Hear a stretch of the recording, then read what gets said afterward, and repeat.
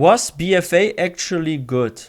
Alert, alert! This video contains hot takes on World of Warcraft that not even Sean Evans could muster. Good luck! Hello, so I tweeted this out. Respond with your spiciest hot takes on WoW, and oh boy, I opened the floodgates. Battle for Azeroth is not even close to being WoW at its worst. I would even argue that it's one of WoW's stronger expansions, at least in terms of story. I have more of an issue with TBC comparatively. Okay. You know what? He has a point. I feel like story-wise, actually BFA is not that bad.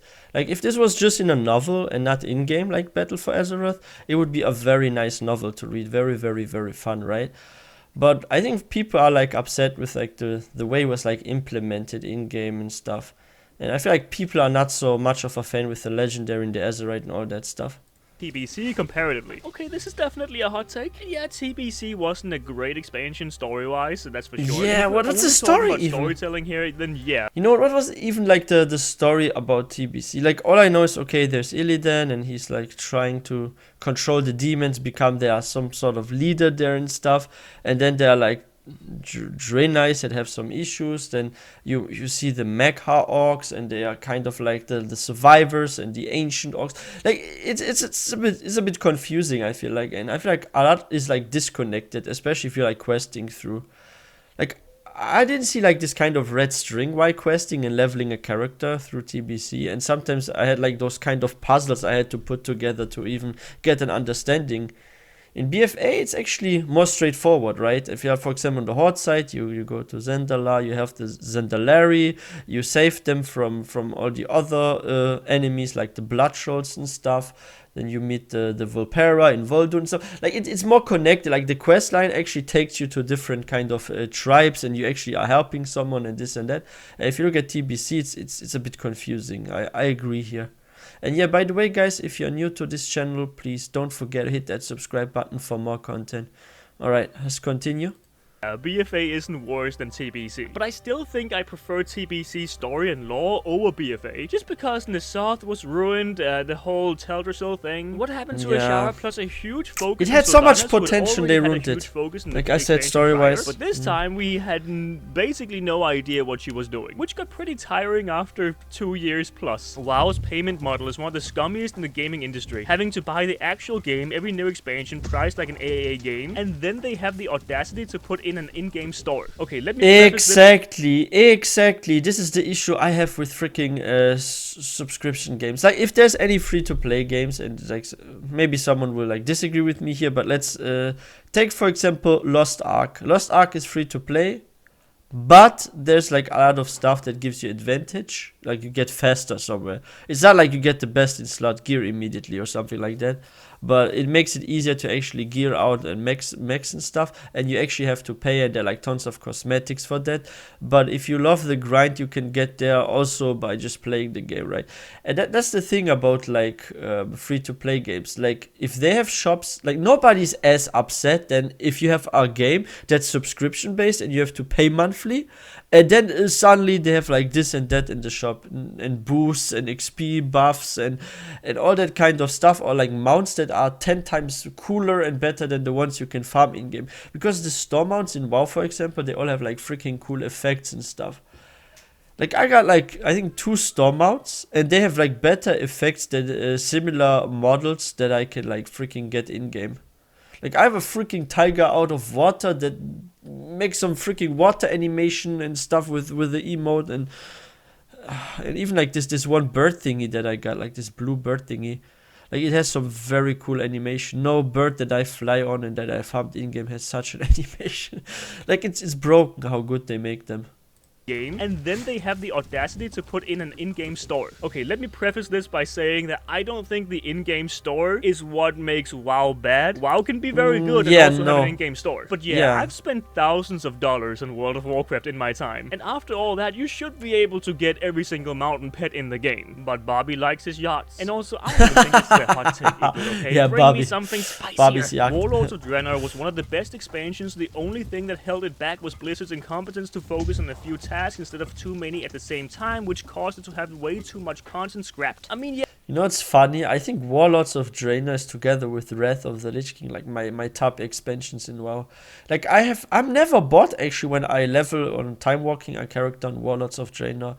I mean, of course, it's really fast to level there, but I love the whole atmosphere and the environment. Like I think like Draenor, like of Warlords of Draenor, is so much more cool than the freaking Outlands, like the Draenor of TBC. Like it looks way more nice and it's like less destroyed and stuff. Like I freaking actually loved it. Also the story about like the Mecha Orcs and all the tribes. You have the Frostwolf clan, you have the Shattered Hand, you have the Warsaw clan. Like on Horde side is really really fun, and even like the Alliance side is also not too bad with the Draenei and how you're helping them and stuff. It's very interesting. Like I feel like Warlords of Draenor, if you are like one of those people that love to quest a lot, I feel like it's a good expansion to get into questing and stuff.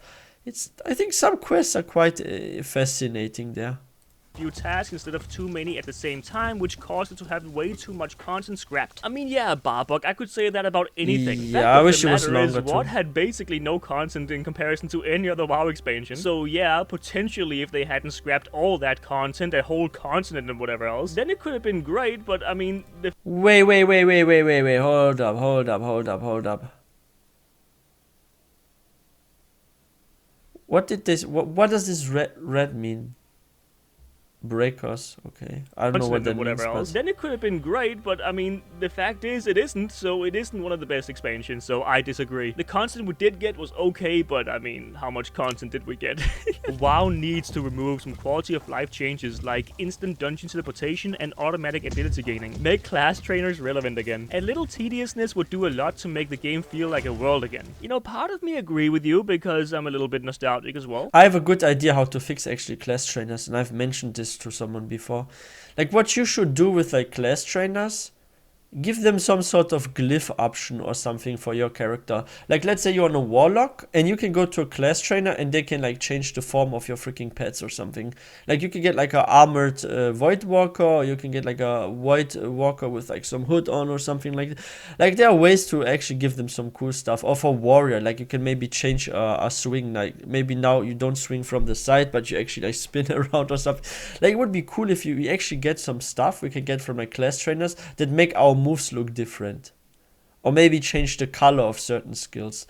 Like yeah, like okay, now this would be like maybe a nerf to like farming the Felfire thingy for like the warlock. But why does the class trainer not teach us how to actually use freaking Fel destruction magic instead of like having to do this kind of quest? Like, no, I think that would be actually really really cool if class trainers change the look of certain skills or pets and stuff. Like, give them something that doesn't affect gameplay or makes you stronger, really, if you talk to them or get trained. But something that just changes the overall look of certain things or so. Like, some sort of class customization, you could say. Game feel like a world again. You know, part of me agree with you because I'm a little bit nostalgic as well. And there is something to be said about the ability to make the world more alive that way. But man, I think the days of me running from Ironforge to Scarlet Monastery are over, man. I can't do that anymore. No. I'm grown up now. I have responsibilities, allegedly. So I don't know about that. But the ability gaining, I wouldn't be against it. You definitely lose the fantasy about character progression whenever you just learn abilities as you level up, instead of actually going and learning from a trainer. But same with the teleportation, I don't think that this is something that would be too horrible, actually. Yeah. WoW to have nowadays. Although over time, having lost multiple of these small pieces to WoW probably has changed the feel of the game entirely. Like the parts make the whole or whatever. But no matter what way you go with all these issues, there will be consequences to whatever you choose. And I think with Dungeon Finder, I actually like appreciate whatever we gain over what we lose. Time. And you also have to think about like other MMOs, because like so many MMOs have this, and like very modern popular MMOs and stuff. So if you don't have this in WoW, you can't keep up with like modern comfort of life MMOs, right? Like those that make life so much easier, where you don't have to do all that complex stuff. And Dungeon Finder is good for casual players actually, because if you're a casual player, you probably just get like 2-3 hours a day to maybe play your game, because you have to freaking take care of your children, your wife, you have like a full-time job or something. And if you're not like a hardcore gamer that's playing like 8-9 hours a day, and I think Dungeon Finder is good. It makes it easier for you, and it makes it even possible for you to get into a dungeon in the first place. whatever we gain over what we lose. Time, because it's a limited resource. Use it as best as you can. That's I just true. spewed out an Instagram quote. Live life while you have it. It would be a shame not to. Oh my god. BFA is extremely overhated, and generally 90% of people that still scream it was bad has just decided it was bad without actually considering the parts they like or dislike. That's also something I'm not getting. Like, each time I hear someone, oh, Battle for Azeroth, like, BFA is so horrible, I don't like, it was like, Together with Shadowlands, like, the worst expansion. Like, people say, this is the worst expansion, but they don't say why it is. Like, is it because of the like, what? Because of Azeroth? Because the Legendary? Is it because of the story? Is it because, like, Sylvanas is represented in a very confusing way there? What's the issue about BFA? Like, I don't get it, because BFA was like one of those expansions that did seem to have like a nice concept about the story. Like, I know some people, they actually hate this kind of war going on between the Alliance and the Horde, and how there's like even more conflict, and we should be already over the conflict and stuff. Like, I do get this, but if you take this away, the conflict, and you look at like more like the characters and some of the stories and like the new zones and stuff. And I think like Mechanomes are freaking interesting, and the Zandalari and stuff. Like, they added some cool stuff on the Vulpera caravans and all that. Like, I think like lore-wise, it's actually not too horrible, in my opinion.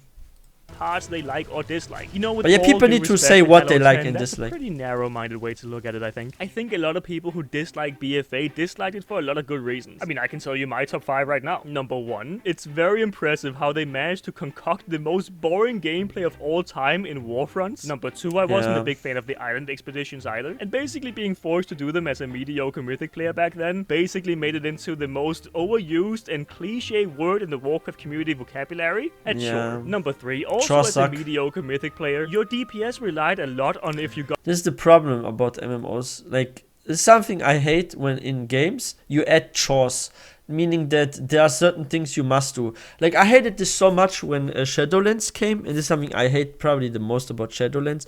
You have to do like those daily and weekly quests, like kind of like chores, in order to maximize your Covenant level, right? Your renown. And if you want to get more anima, you have to do those dailies like chores, and then you can get your upgrades. And like, I hate if something is a chore, like let's say you have to do every week this or every day that, like daily quests and stuff. And if they are like actually essential to progression, it's very annoying. Now, chores don't become as much annoying if they are for like side things. Like, let's say there's a chore and you get some cool mount or maybe a better look or something. Like, that's absolutely fine. You have something you can do on the side every once in a while. But if a chore is something you must do to keep up with like the best players in the game and to like max out, it becomes a pain, because it's no more enjoyable if you do something forced than if you do it voluntarily because you feel like you wanna do it. I love this about FF14, because it never puts you into chores or makes you forces you to actually play the game to progress. Like, you progress in your own pace, however you want, and there's no like, oh, you can just do this weekly or daily or whatever. Number 3, also as a mediocre Mythic player, your DPS relied a lot on if you got Benthic gear or not, and the RNG around getting the right Benthic with a socket might not have been absolutely necessary, but it's certainly frustrating when you're trying to be the best you can be, and you spend 3-4 months doing world quests to try to get pearls to get the item, and you just never get it. Number 4, the whole Azeroth armor system was just very RNG based as well. Like, you getting the best combination for your spec, which isn't the worst thing if it was. I think this is the most hated system, like that they added in BFA, like this with the Azeroth and upgrading the necklace. Like, I hated it so much. I don't like it at all.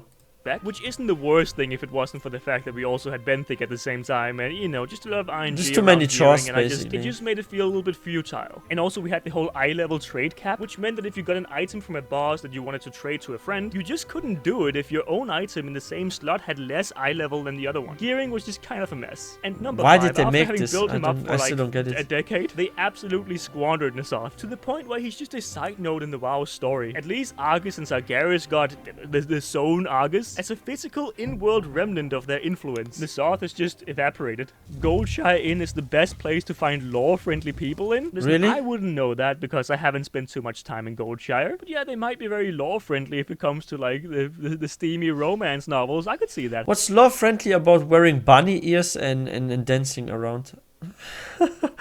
No, I'm just kidding. There are some actual serious role players as well. Like not just the ERP scene, but the ERP scene is quite serious too, but just in different ways. If you want like the freaking story about like you hear stories about freaking elves, dwarves, and you want people to actually act like dwarves and elves, yeah, go to Goldshire. If that's what you consider love friend, yeah.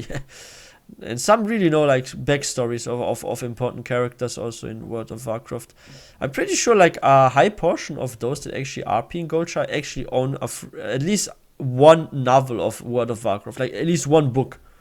The steamy romance novels, I could see that happening. But that's it for this video. A pretty short one, I know, but I have a lot more responses to that tweet, so if you want to see some more, subscribe and like the video if you want the YouTube algorithm to show you whenever I post another one. Alright, see ya. Okay, that was really interesting. And how I feel about BFA, just like this first comment by this one guy, I feel like the story of BFA is actually not that horrible.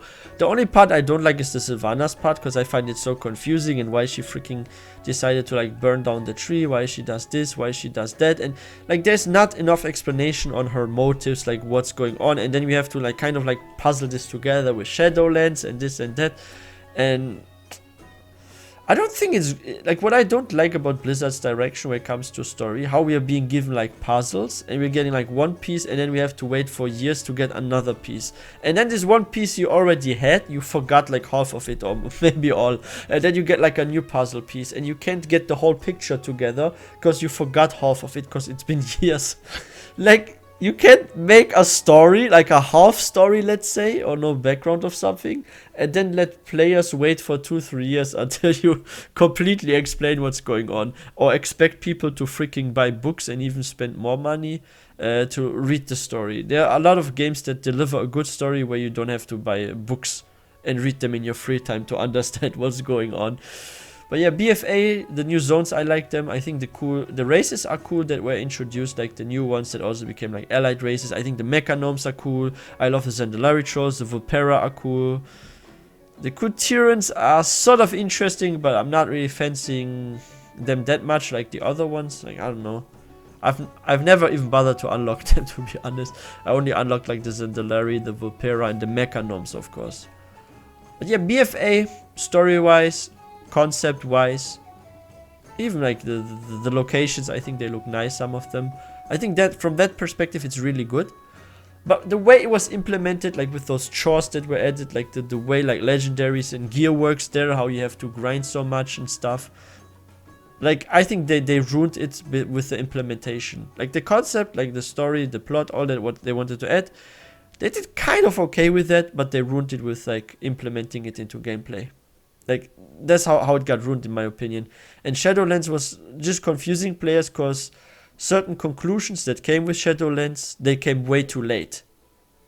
Like, you can't just give someone half a story and then wait for years and believe they still remember it and then give them the second part of the puzzle or something. Yeah. That's what they ruined so much about BFA. And yeah, what do you guys think about BFA? Did you actually enjoy BFA? What's your favorite WoW expansion? Let me know in the comment section. And if you guys are new to this channel, please don't forget to hit that subscribe button for more content. And I would also really appreciate if you could give this video a thumbs up. And I will see you guys next time.